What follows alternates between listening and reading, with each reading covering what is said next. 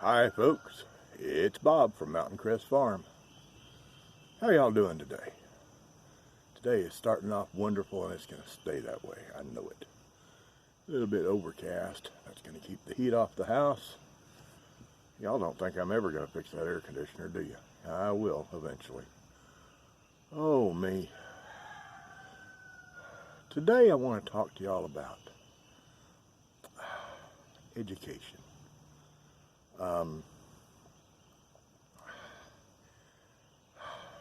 Seems like everybody these days is all up in arms over how much a college education costs and how kids these days, when they get out of college, they're starting off with huge amounts of debt which never goes away.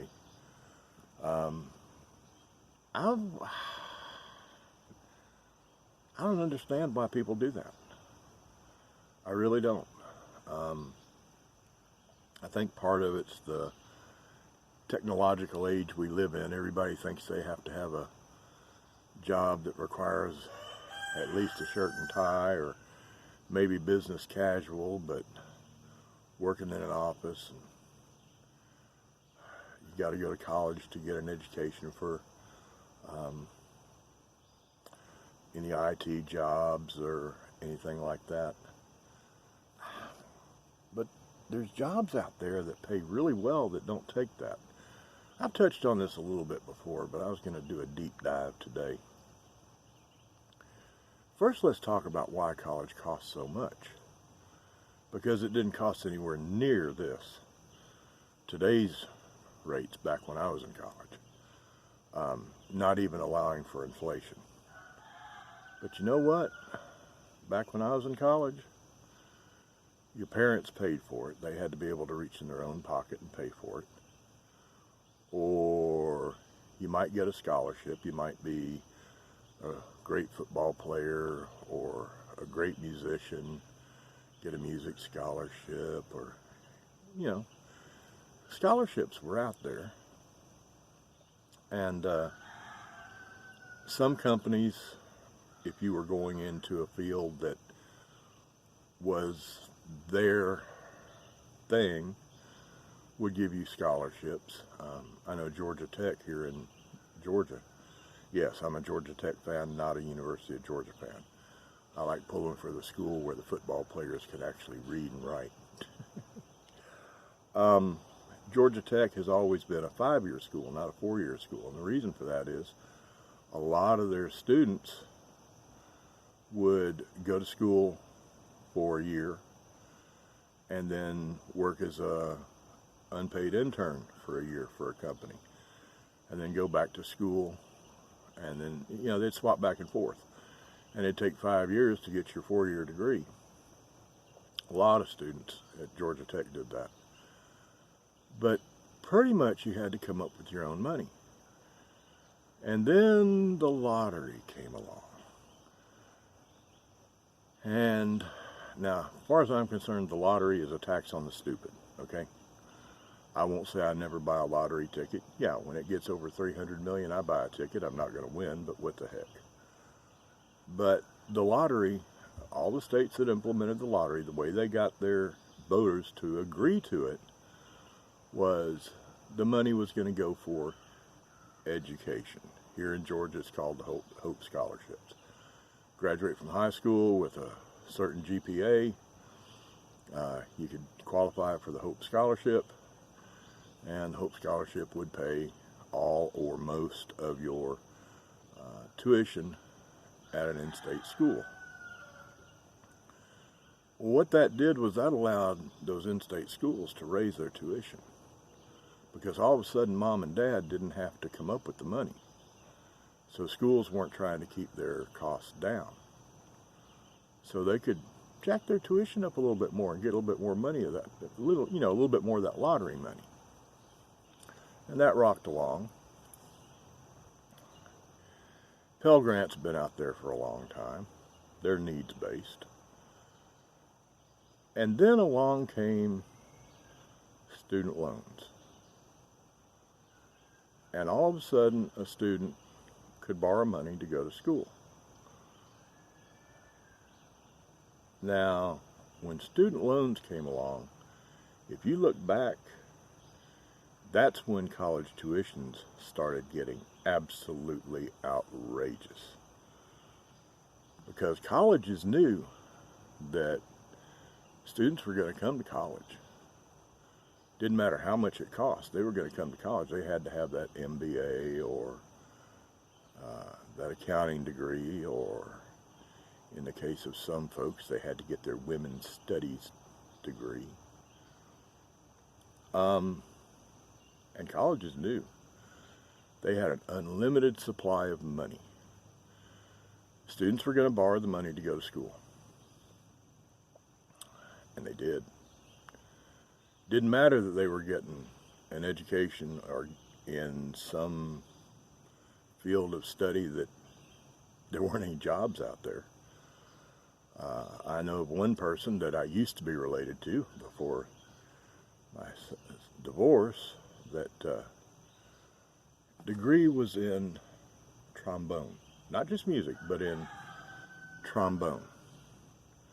Now that's all well and good. He's a fantastic trombone player.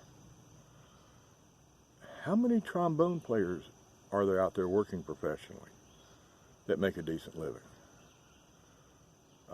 How many openings are there for trombone players or violin players or kettle drum players? I mean, there's only so many symphony orchestras in the United States, and once those seats are full, those people hang on to them for a while.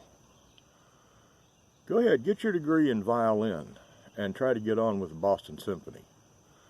They only have so many violin seats and they're full.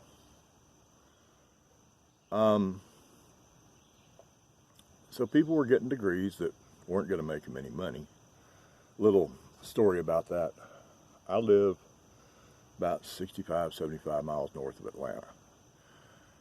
And Atlanta has the reputation, it's half joking, but there's a lot of truth to it as well. Atlanta has the reputation for having the best educated wait staff in the country. We've got a lot of nice restaurants in Atlanta. I mean, nice restaurants, you know, the places where you wear a coat and tie still. There are a few of those left. And a lot of not quite that nice, but still with good wait staff, sit-down restaurants. And the wait staff in this town, or in Atlanta, I'm not going to say this town, 65, 75 miles south of me in Atlanta, the wait staff is the best educated you'll find. You would be amazed how many MBAs, Masters of Business Administration, are slinging hash, putting it in front of you at a restaurant. That's sort of a joke about Atlanta, but there's a lot of truth to it as well. But I'm getting away from my point. My point being, thanks to student loans, everybody could afford, no, excuse me, let me take that back. There's a huge difference between affording and paying for. Everybody could pay for college. They get a student loan. Guaranteed issue. Stop and think about this. A 20-year-old can get a $20,000 student loan to pay for college. No problems. Let that same 20-year-old have a great business idea and go to a bank and try to borrow $20,000 to start a business with. It's not going to happen. If he can't pay back a $20,000 business loan, a business that's supposed to be going to make him some money now, why do you give him $20,000 for a student loan that you don't know if he'll even finish school? That tells you a lot about student loans right there. But anyway, because of student loans, colleges started getting more and more expensive, which means student loans started getting bigger and bigger and bigger. And all of a sudden we've got people out there with 30, 40, 50, 70. If you're going to a professional school like law school or medical school, $100, $150, $200,000 student loans. Now, if you're going to be a doctor, I might be able to see a $200,000 loan. Nothing else, because you're never going to be able to pay it back. If you want to be a lawyer, you're going to go to school for 4 years, then you're going to go to law school. You're going to come out with big loans. But you know what? Instead of doing that, how about trying this? Don't go to law school. Don't be a lawyer. You know what that lawyer's going to have to do all through his life? He's going to have to hire an electrician to come straighten out an electrical problem in his house. Or he's going to have to hire a plumber to come replace the water heater in his house. Or his car is going to break down, and he's going to have to take his car to a shop, and somebody's going to have to fix it. And you know what? To be an electrician or a plumber or a mechanic, you don't have to spend 3, 4, 5, 6 years in school running up $30, $40, $50, $75, $100, $150,000 in student loans. You can go to a trade school, which even trade schools, technical schools is what they're called around here. Even technical schools jumped on the bandwagon with the student loan and the Hope Scholarship bit a little bit. All of a sudden, you didn't go to school to become a mechanic, you went to school to get your associate's degree in auto mechanics or your associate's degree in diesel mechanics. Well, you don't have to do that. You can go to technical school and you can learn how to work on a car. You don't have to take all those courses to get your associate's degree. Associate's degree in automotive. You got to take English courses. Now, it's good if you can communicate, but English course to get a degree in auto mechanics?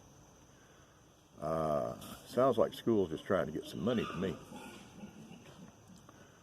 A good example of why kids should seriously consider trade school, technical schools these days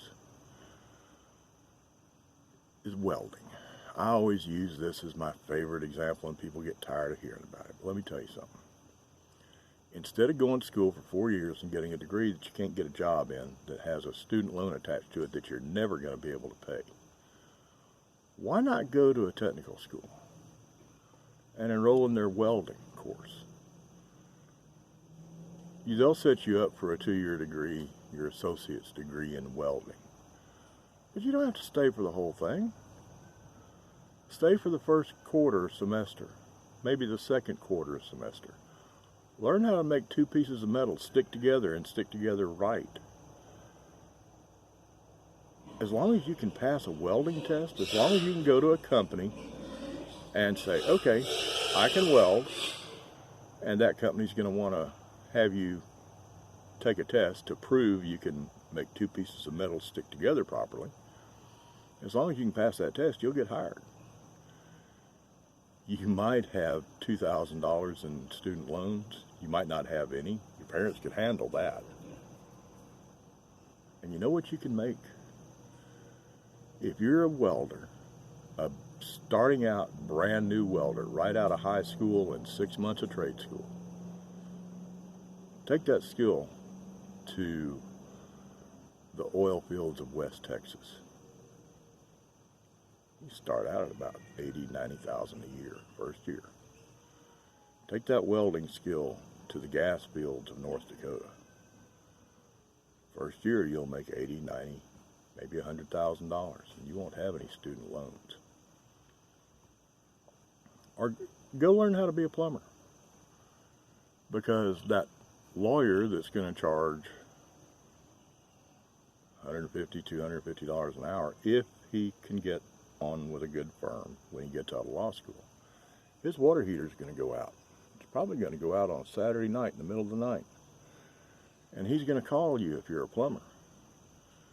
And I don't know what plumbers charge where y'all are from, but around here, you call a plumber to come replace a water heater, my sister just did, $1,200. That's not counting the water heater. That's what they wanted to come and take out the old water heater that had burst and put in a new one. That's even, that's outrageous. There's no way somebody should pay that. But even at an hourly rate, figure around here a plumber gets anywhere from $60 to $80 an hour, 2-hour minimum, and when it happens on a Saturday night in the middle of the night, it's double time.